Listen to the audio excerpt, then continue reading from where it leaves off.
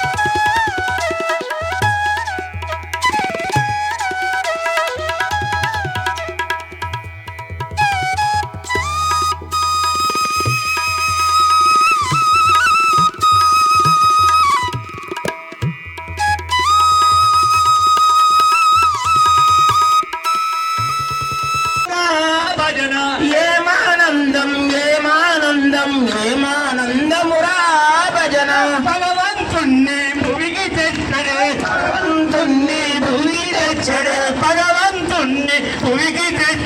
భగవంతుణ్ణి భువికి తెచ్చడే భక్తి మార్గమేరా భజన భక్తి మార్గమేరా భజన భక్తి మార్గమేరా భజన భక్తి మార్గమేరా భజన ఏమానందం ఏమానందం ఏమానందమురా భజన ఏమానందం ఏమానందం ఏమానందం